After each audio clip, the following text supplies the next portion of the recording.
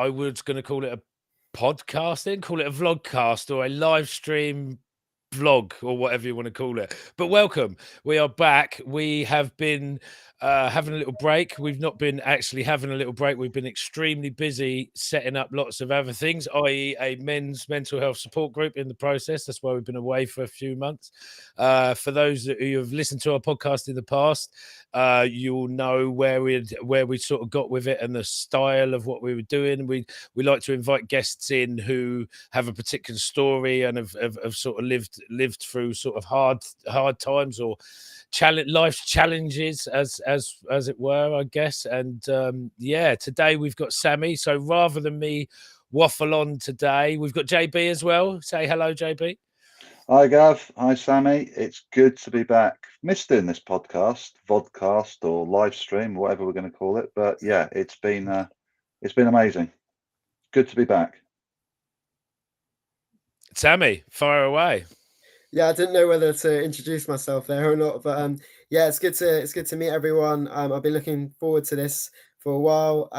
It's absolutely amazing what you guys do, and hopefully I can help that one person, or if not many, from just talking about my story and stuff. So yeah, thank you for giving me this opportunity. Thank you for being the first guest for Series 2, Sammy. So please introduce yourself and tell us a bit about what you're doing, and then we could just have what we normally do. We just have a general, nice, relaxed conversation. Sure. Cheers. So how to introduce myself? So I'm Sammy. I'm Sammy Novick.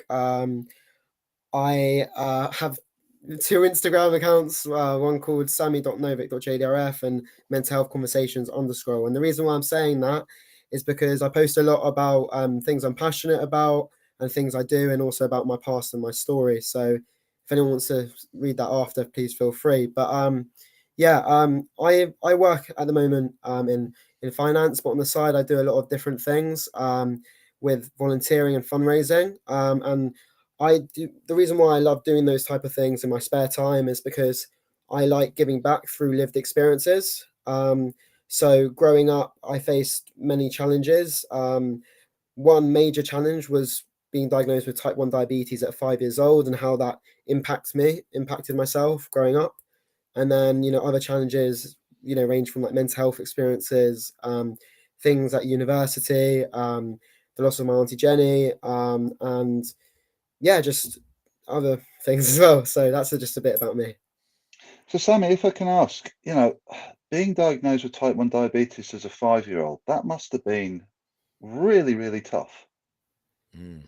Yeah, I mean, I sort of smile because I remember bits of it. Obviously I was 5, so I don't remember it that well, but what I do know is that before I got diagnosed, I was not eating properly because I was so dehydrated, because I had ketones, which is basically a prolonged period of high blood sugars. So I couldn't, digest the food properly, and I, was urinating all the time, and I was really, I can't remember how much I weighed, but it was very, very little, and I was very skinny, and I lost a lot of weight really quickly at only 5. And at 5 years old, I remember like having to do injections at school and people commenting, and I almost got loads of attention. Yeah, so that's how it sort of changed my life, was from not having any injections to having injections every time I eat, every time I have high blood sugars, having low blood sugars, and things like that.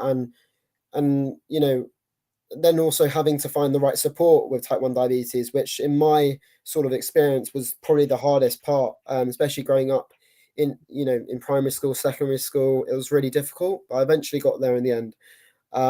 But yeah, I mean, that I don't remember too much, obviously, but it was difficult. But it must have been, as a child, all you want to do is you just want to fit in, and you want to play, and you don't want to stand out. And I've got a lot of respect for you, Sammy, because that must have been really, really difficult, mate.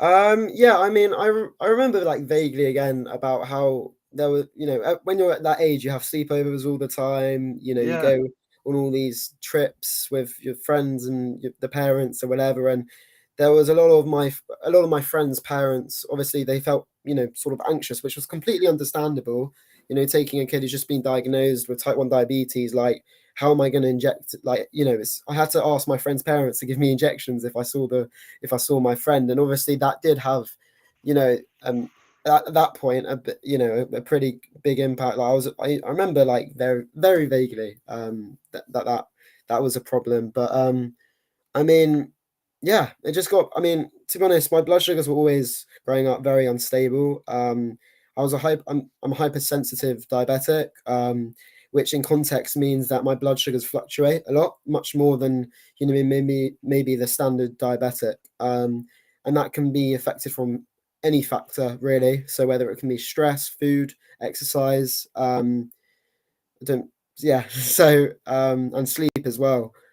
So there was all these like different factors which I've had to, really hone down on in terms of like prioritizing. But I see, well, it's obviously driven you to do your fundraising for the Juvenile Diabetes Research Foundation. It's obviously, taking such a negative that you've had as a child, you turn that around as a positive to kind of help others to understand and to raise money. And I take my hat off to you, Sammy. Cheers. I appreciate it. I mean, I like raising awareness about diabetes, and I mean, it stems from different experience, obviously since I was 5, but more when I was 13, 14, 15 period, where it was probably my most difficult period of my life living with type 1 diabetes, because I didn't have the injections. I moved something called the pump, and it's basically a machine attached to your body, regulating your blood sugar level, and it's all under these like settings. And basically, it's amazing for some people, and it works for quite a lot of people, and I think it's an amazing device. But for me, because my blood sugar, because I'm a hypersensitive diabetic, and because I was going through puberty as well, adolescence, which also fluctuates the blood sugars, and there was a lot of things as well going on in the background. The settings were all wrong, so it gave me way too much insulin at night, which meant I eventually became hyper unaware. So that meant I wasn't waking up or responding to low blood sugars, and I wouldn't be able to feel it in my body. And basically, low blood sugars is when you have like low energy, you're feeling shaky. It's really horrible. It's like, the way I describe it is like doing multiple marathons without eating anything the whole period. Wow. Or after. And I mean, my mum at this point, I was 14, 13, 15 period. I think it was 14, 13, but my mum would literally every night stay with me whilst I was asleep, checking my blood sugars like consistently, because she was so worried, like, and she couldn't wake me up at times. And yeah, and I know I keep talking. I can talk and talk and talk for days, as you guys can probably tell. It's fine. But it just got to a point where I literally couldn't get up for school. So my mum would be like, "Wake up, school time," and I'd just be in bed, and I'd be like, "Mum," and like, you sort of look back, and it's sort of tiny bit like dark humor-ish, but I literally couldn't get out of bed, and I can function. Yeah, that's the right word. And I didn't have the like energy to like literally get up, and when I did, I would flog around school. I would just head down, like thinking, where am I going? Like, I wouldn't know what my next lesson was. And at this point I was doing really, I mean, before all this happened, I was really popular, really, was doing really well at school, top set and everything, like not everything but most things. And then all of a sudden I stopped going to school, and then the more I didn't go to school, the more my friends sort of forgot and made less and less effort about me, which is absolutely natural and perfectly understandable looking back. When you're 14, 13, your mate just like F's off. Oh, sorry, no, not that word, but, just doesn't show up to school.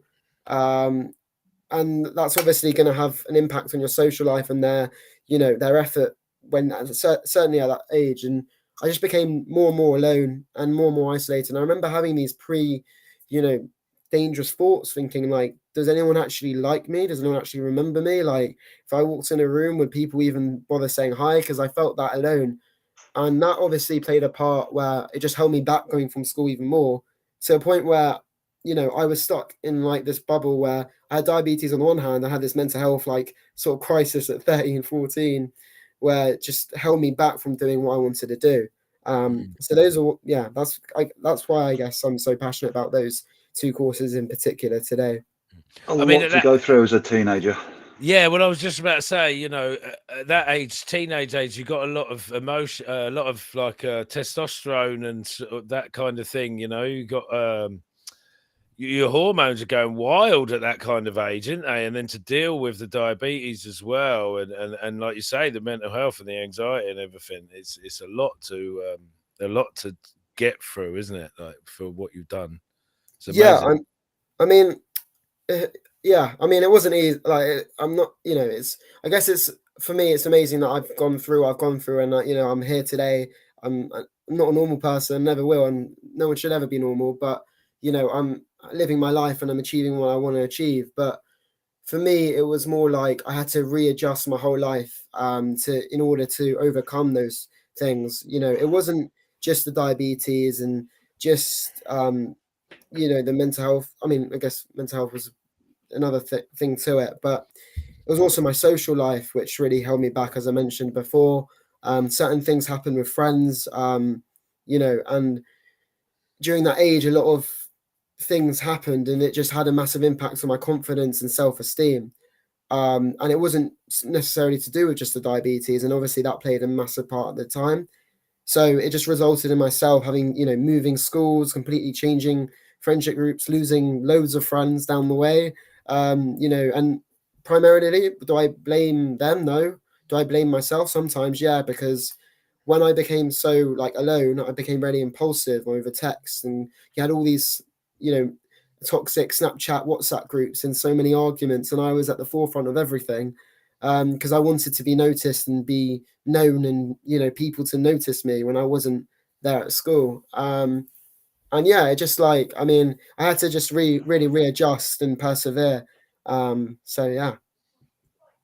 So Sammy, please mention the fundraising that you do. How if this strikes a chord with any of our listeners, how can they help you fundraising? Oh, I mean, in terms of helping fundraise, I mean, it could be, just sending me a message asking to go on a cycle, just get me fit, but also it could be sharing. It could be even donating if they, wanted or felt comfortable. It's absolutely no pressure. But, where that fundraising comes about, it's just from, it gives me a massive different purpose in life, which, the norm doesn't, if you know what I mean, like knowing that I'm helping these people through my, constant blogging, my marketing, sort of in a way to, raise awareness about a really important cause through lived experiences, but also being potentially, I hope, a voice for others is something that really motivates me like nothing else can. And I will, I love doing it from a volunteering perspective where I can wake up and think, I'm doing this because I love this kind of thing. I love doing that for that cause and for, what I'm doing. It's just a massive motivator. And, it's sort of that experience of fundraising and volunteering, within type 1 diabetes and mental health, it tells me that no matter what happens to me in life, the worst thing could happen, and God forbid, I always think about these different scenarios, but that is what helps me, overcome what could potentially come in the future. You never know. So yeah, that's good. Well, Sammy, obviously you've not only just dealt with type 1 diabetes and all the differences that we're going through yourself through your early years and going through your teenage years, and you obviously struggled with the acceptance and people accepting you for who you are with your diabetes, but you also unfortunately lost a loved one as well. Yeah. So when I was 16, my auntie Jenny sadly took her own life. She lived with bipolar disorder, and that's something I haven't mentioned as of yet until now. But Auntie Jenny and we were pretty close, growing up. I had memories of her picking me up from primary school. I'm sorry if I get upset or anything, but no, please don't. You're yeah. fine. You're fine. Just if you want to talk about this, you can, but we'd understand if it's too painful. No, it's all right. I mean, I love talking about Auntie Jenny, to be honest. I think about her a lot. So, I remember her picking me up from school, going out for lunches, dinners, more lunches. But and also like Mallorca. I remember her like staying in my in my family's apartment. She was my family as well, and she like asked me. I literally remember it like it was yesterday. I must have been about 8 or 9 years old, and she asked me, and we were sitting by the couch. It was just me and her in the room. She asked me. She goes, "Sammy, do you think I'm pretty?" And I said, because back then I was a bit of a schmoozer, and I did it. I did it to my great grandma, and I said like, "Oh, you're beautiful," and I generally didn't mean that. And and it. She was from Leeds, so I'm from Hertfordshire, so that's my my mum's side. They're all from Leeds, so I didn't see her as much as I would have liked to, and at times I look back and I think I should have potentially done more and reached out, and especially after her passing, years for the forthcoming years, I went through experiences which could have been very relatable to Jenny's experiences, and that's what's hard for me sometimes, especially when I'm cycling and I'm nearly finishing that race and I start listening to a song, and it makes me think about Auntie Jenny, which I love doing, by the way, even though I may cry and shed loads of tears. For me, they're healthy tears because I like remembering her, but sometimes like the pain is like, I've gone through what I've gone through, and I'm here, and my Auntie Jenny's not. So for me, like my mission, like a big part of my mission in life will always be like to do stuff in memory of my Auntie Jenny. So even though JDRF isn't necessarily directly linked to Auntie Jenny, I still say I do the fundraising and volunteering things in memory of her, because that was something she loved, and I love doing that as well. And yeah, I miss her a lot. As you guys can probably tell, but yeah, well, she sounds that she's obviously had such an impact on your life, and you can hear the emotion in your voice, Sammy, and thank you for sharing that. It's difficult when you lose a loved one through any circumstances, but obviously when a loved one takes their own life and it's not expected, it really is hard. But doing what you're doing, keeping her in your memory, keeping her at the forefront of what you're doing, it's an incredible thing, Sammy. It really is. No, I And appreciate it. she's probably, well, I know probably she'll be looking down and feeling very proud that what you're doing is in her memory. Absolutely. For sure. Thank you. Sorry, maybe a bit emotional, which again I don't. It's all, for me, it's healthy. Sammy, emotion is healthy. We Yeah. talk about this in our peer groups. Emotion, tears, healthy tears, emotion. It's great. It's a release. It allows you to feel. And feelings are what we need. We run a mental health peer support group for men, and we're the worst for not showing our feelings, and we need to do more of it. And through your experiences from such a young age to where you are now, you've been through an awful lot, but you've already embraced the emotion. That tears are healthy, and you're happy to talk about it. And we just wish there's more and more men would just kind of forget the stigma of emotion and just say, it's all right to cry, it's all right to talk. Yeah. Whether it's talking to your mate or talking to a peer group or talking on a live stream with two people like Gavin and myself, to be able to have that confidence and that courage to share and show your emotion and tell your story, but then take the negatives and turn them into positives by doing races and fundraising events and doing your own podcast and raising mental health awareness and raising awareness of diabetes. Sammy, you're inspirational, man. You really are. Thanks. And please don't let me say that in a condescending way, but for one so young to actually embrace this, because you've been through an awful lot already in such a young life, and to do this, a selfless act, got a lot of respect for you, man. Really have. Appreciate it. Thank you. To be honest, like I know I do a lot of like things. I'm I'm aware of that, but for myself, and I know I'm a very emotional person, but I mean, I still have a lot to work on internally with my own emotions, regulating that, and also just being more like being able to like not be so, because I'm quite reactive to situations, and maybe that is to do with my past. And I'm an all in or nothing person, so I put my heart in to everything, but sometimes it's all about controlling and like monitoring that, just so you know when I do care, I can react the way I want to react and not let my emotions take over, if you know what I mean. And I mean, yeah, and I know like the things which I do with like the podcast, and um which I do, which I haven't really mentioned, but that's about mental health illnesses. And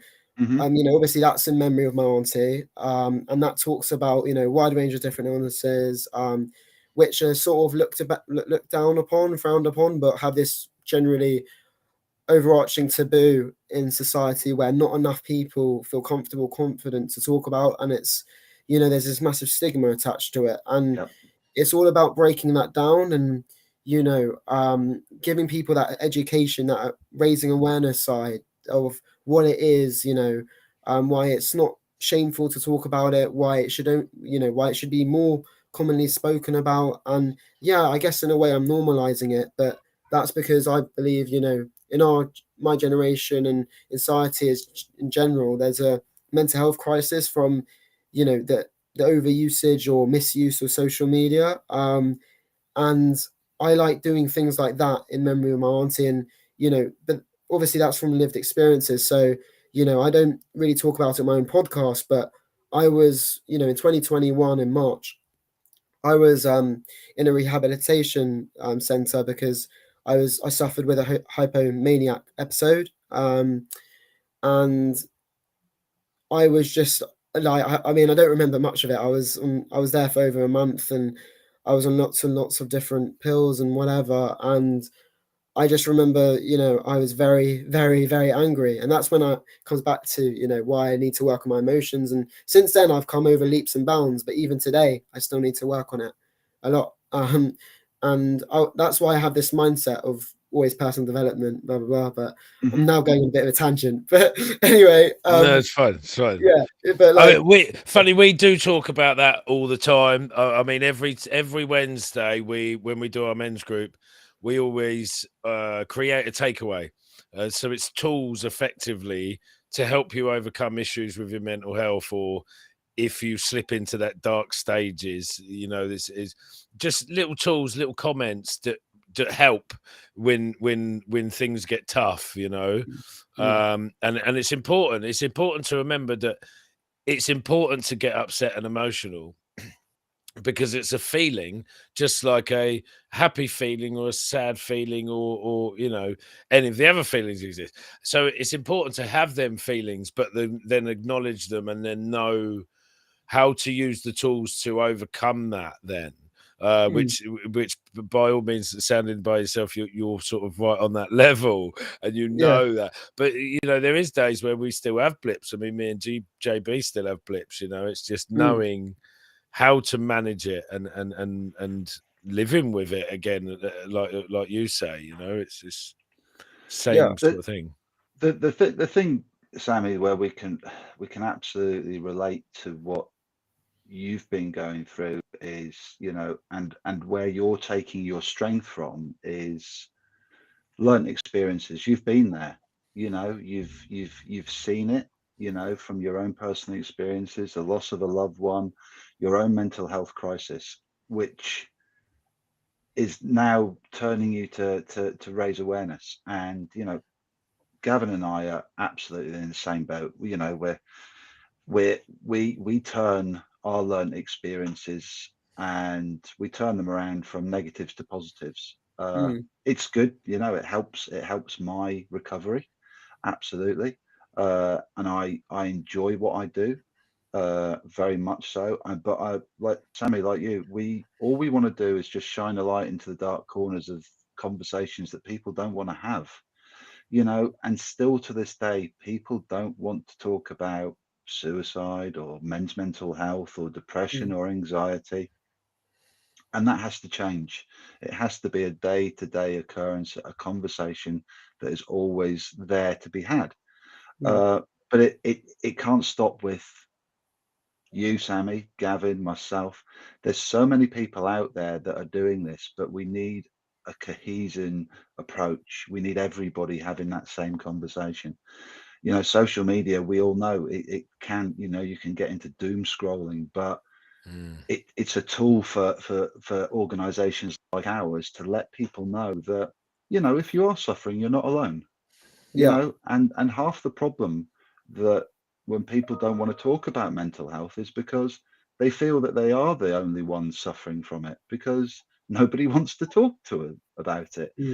And you know, the NHS and all the services to help mental health are overwhelmed or underfunded, and it takes just gentlemen like us and everybody else that is dealing in the mental health sector to give our time to keep raising awareness. You know, that one post that you could do, Sammy, could save a life. You know, and you know, we applaud what you're doing. You know, you're a voice out there, mate, and you've got to keep doing what you're doing.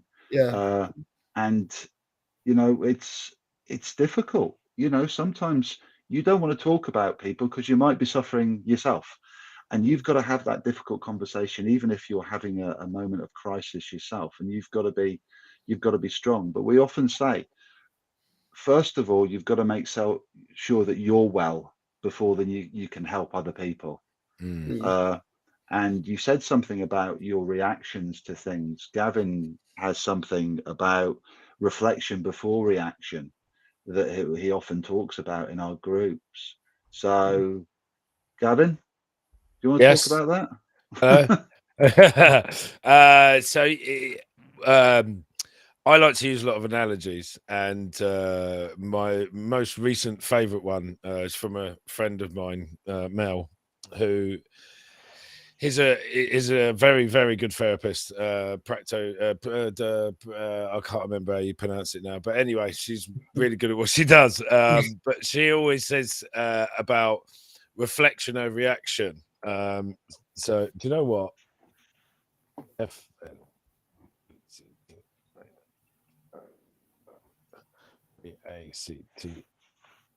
Spelling it out. I'll probably spell it wrong as well. And so I have spelled that wrong, and I wicked. Awesome. So yeah, reflection over reaction, and it is a really hard skill to master, because you know a lot of us just want to just go bang, like you know, it's like that boiling pot builds up and builds up and builds up, and then it wants to explode, and you have to reflect before you react, which is quite hard. Because most people, when they get to the top of that boiling point, it just wants to blow, and your reaction just wants to be, I'm gonna, you know. So it's reflecting over that reaction every time, and not reacting and then thinking, I shouldn't have done that. Why did I do that? And yeah, it is a skill to master. I haven't mastered it. I'm still trying to learn it. But we use it a lot. And it comes up a lot as well, doesn't it, JB? It's one of them sort of things. I think it helps in so many different scenarios.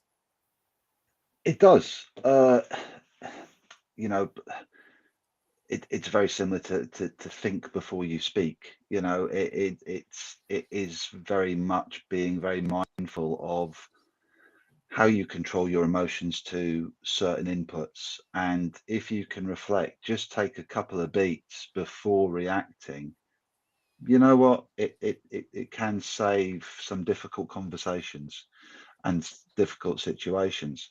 But I'm like Gavin, it's we can all sit here quite comfortably and say, yeah, reflection before reaction. But it takes practice. Everything that we do, about looking after yourself. And you've got seconds. You've got seconds for that reaction, like milliseconds almost sometimes. Yeah. But it's about your own wellness. And if you can master the act of concentrating on yourself, and it sometimes you've got to be selfish, Sammy. You've got to think about yourself before you think about others, for the very reason that you've got to be the best version of yourself and the healthy and the well version of yourself before you can help others. So that's why you always have to put your gas mask first on the plane. Yeah, So or oxygen mask. You know what I mean? It'd be cool. He loves that gas analogy. plane, Yeah, he loves that analogy. But yeah, it's a very, very, very difficult thing to do, but it comes with practice, and we also said, you can't take on other people's emotions. You should never be responsible for other people's emotions. Okay, because whether they be negative or whether they be positive, you've got to be able to go, you know what, that can't sit with me, because I need to look after myself before I can look after other people. But it's a good self wellness practice that we would fully recommend, Sammy. Fully recommend. Yeah, I mean, I appreciate everything you've said, and I agree with it totally. Like, you've got to put yourself first. And ways I've done that in my life previously, I mean, in the past, is there's I think I mentioned earlier that I, growing up, fell out with a lot of people, and that's not just, that's the fact. Like, I have, and I've changed friendship groups and things. And yeah, do I blame myself for quite a bit of it? 100%. In some cases, not all, by the way, not all, but in some cases. And when I get down and get depressed, I tend to dwell on those type of situations that happened, and even if it was years and years ago, or even if it was yesterday. And the way I deal with it now is I just remove them off all social media. And I'm not saying that's the most healthy way, but that's just for me. And that for me is putting myself first, because it stops me thinking about them, especially when they come up on my screen and on my phone. And as well as like the reaction before, no, sorry, reflect before the Reflection reaction. before reaction. Yeah. I mean, I have to be honest, that's something I can improve on. I am very reactive, and for me, I growing up, I always wanted to, or I've been told in the past from therapists or whatever, but wherever I go, to have this sort of like exterior, like sort of, I don't know, box outside of your head, and no matter whatever like comes at it, whether it was someone's rude comment, someone saying whatever to you, or whatever happened, whether you got a bad grade, it would always deflect, and you would have the same sort of mindset regardless. And for me, that's what I'm now aspiring to develop, to have again, to have that mindset where nothing exterior can affect how I'm thinking interiorly. That's not a word, but yeah. I get you. Yeah. No. We do. Yeah, we do understand where you're at, Sammy. And a lot of people that listen to this, whether listening live or they choose to download it on one of the other portals, that they'll sit there and they'll go, wow, we can relate to that. Yeah, we can relate to it. So it's a brilliant thing. So Sammy, have you got anything coming up in the future that you want to tell the listeners about? Yeah, so I would say like next year. Is it this time next year? I mean, roughly. I think so. Obviously, I'm doing all this cycling for JDRF, and this year with all these loads of different events, and trying to keep myself fit and active, and it's really motivating, and all those things which make me feel good, and the feel good factor. But next year I want to cycle to actually Paris, which wow. I haven't registered yet. It's so tempting because it's a year away or over a year away. But I think in January I'm going to register to start fundraising for a mental health charity. I don't want to say it yet because I'm not exactly sure which one. But I've got my mind set on one. But that's one thing I really want to do this time next year is train. Continuously train, so then I can cycle to Paris and do it for mental health, and put a photo of Auntie Jenny on my t-shirt, and do it in memory of her. and that would mean absolutely the world. I'm already thinking about it whilst, cycling for JDRF, and, I'm excited for both of those things. And, from my experiences, I just have to, say to people who are, struggling, what helped me was knowing that I could battle through this to help others at one point in my life. And, even though I'm still in certain ways battling, I always will be, that's just me. But, I am helping. I like to think I'm helping people as well from doing what I'm doing with the fundraising, but also from speaking to you guys and other areas as well. Well, I'd say that's brilliant. That really is fantastic. And if we could do anything to help, Sammy, if any sort of posting, reposting, or anything you're doing, we've got a good following on social media and a lot of platforms. We're networked with a lot of big mental health organizations and events that are coming up. So if there's anything we can do to help that and help that process, then yeah, just hit us up. Let us know. We'd be pleased to be there for you. No, that means that absolutely the world. And, thank you so much for, getting me on here to talk about my story.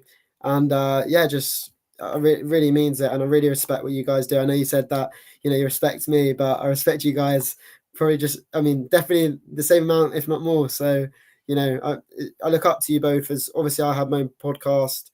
And, I think you're great sources of inspiration for me. Oh, Sammy, that is so kind of you to say so. Thanks. That means a lot. We've had a really good comment from one of our Facebook listeners. Have you seen it, Gav? How cool! Oh yes. Yeah. Can you see that, Sammy? Yeah, I'll get my glasses back on. Yeah. It saved me having to read it out. I'll let you read it out. So me. So this is a comment, and this is a comment from actually. This is one of our trustees of our charity.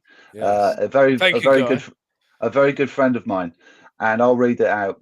And it's one moment, 10,000 realms, a Buddhist concept that basically means any moment can go any number of ways depending on how you react. So try to pause and think before reacting automatically. It takes some practice, but makes a big difference. Oh. So there we go. Brilliant. Thanks, Guy. Wise words. Appreciate it, mate. And it's good to know that you're listening. And Sammy, thank you, A, for being our first guest on Series 2. B, for being such an inspiration. You're a hell of a nice guy, and you've been through a heck of a lot, and you're doing a lot to raise awareness for mental health and also for diabetes. And thirdly, mate, you've inspired me, with your honesty, your integrity, and your story. And I just wish you the very best with everything that you do. Please stay healthy, stay fit, stay grounded, and just remember that we're here. Okay, we're here at all times. You've got our unwavering support. Okay, you've become one of our tribe, Sammy. Okay, so if there's anything you need, mate, and if anything we can do to help you in any of your fundraising or just by reposting any of your posts, then just hit us up. We're around. Okay, mate. Yeah, honestly, I feel honoured, and thank you once again. I really appreciate it, and hope at one point we can us three meet up for a beer or something. Whatever. It'll be good to meet face to face as well. And we'll meet you at the finish line in Paris. Yeah, 2024. I look forward to I know a very good bar just outside Gare du Nord train station where they do steins of lager. So it's very good. Yeah. But anyway, it was just where you were saying a while ago about doing what you're doing, and you said, it might reach some people, it might not reach some people, and some days I think you do find, like me and JB find it sometimes, like you feel like you're walking up the hill, the mountain backwards, and like I'm doing all this and I'm doing all this awareness, I'm just spreading all this sort of awareness and trying to help as many people as I can, and there's days where you feel like it's not doing nothing, it's not getting out there, no one's listening, no one's watching, but there is, it's kind of like that we always say just that one man as well, you know. So if we can just help that one man, you know, if one guy comes into our group, you know, or one person might just be listening on the radio, or another person might just be listening in their car, and it inspires them, you know, like your story that you've told tonight. There might be, you know, another 100 people in the country that are inspired by your story, that are dealing with the same issues that you might have done, you know, not quite sure where to go from that. And you know, your little bit of words of information, however big or small you may feel it is, to them it could be the best thing since sliced bread, you know. And just, it's just to keep battling on and keep going, and just keep doing what you're doing all the time, you know, because it's like, even on them days where it feels like nothing's happening, nothing's working, it actually is. Because we've been there, and I think it's especially important for like collaborations, things like what we're doing here, you know, and us knowing what you're doing, our listeners knowing what you're doing, and vice versa, you know what us guys are doing. And the bigger that gets, and the more people talk about mental health and normalize it, so it's not so stigmatized in a sense, helps everyone in the long scheme of things. I think it's very important. So thank you very much. No, I appreciate that a lot, and I feel like, you know, what I love doing in general is just networking, and you know, what I love doing in mental health is networking through experiences, and it's targeted because it's people who want to hear it and want to be aware about it, and that's what is so good about what we're doing here. I think is that we're raising awareness about it, and you know, looking to, you know, normalize the conversation, because that's what is needed, really. Absolutely, Sammy. Fine Brilliant. words. Fine Do you words. want to do a bit of plugging on your or your fundraising pages and stuff like that? I mean, it's scrolling along the bottom, but for the ones that can't see it, and just plug any fundraising, any things you've got coming up as well, Sammy. Yeah, sure. So to wrap that up quickly, I think the Just Giving link's just below. If you just put in Just Giving Sammy Novick 5, I'm sure it will come up. And if you could just share it around, or share it to a friend, share it to family, share it to anyone really, or you know, donate if you want, if you wish, that'd be absolutely amazing. And if you want to have a listen to my own podcasts, it's conversations about mental health illnesses, and I have a mental health Instagram account called mental health conversations _ and my main Instagram account, sammy.novick.jdrf. So yeah, I mean, that's pretty much it, really. Sammy, thank you very much. And to all our listeners and everybody that follows us on Instagram and Facebook, get behind Sammy, okay?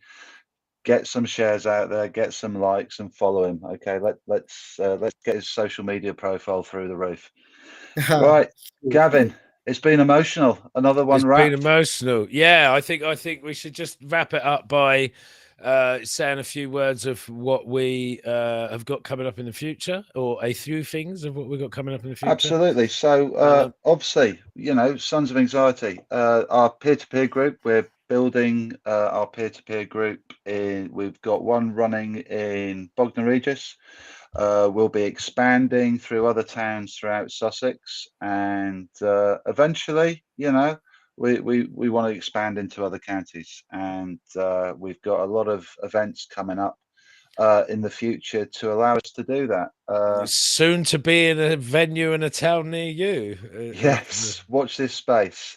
Yeah, watch out for Sons of Anxiety, because we're not going to go away. We're going to keep having those conversations and shining a light into the dark corners of mental health, and have those absolute conversations that need to be had. We will normalize mental health, and we will have those conversations. So watch out, everybody. You know, the boys are back in town. Season 2's kicked off with such a blast. Sammy, you've been amazing.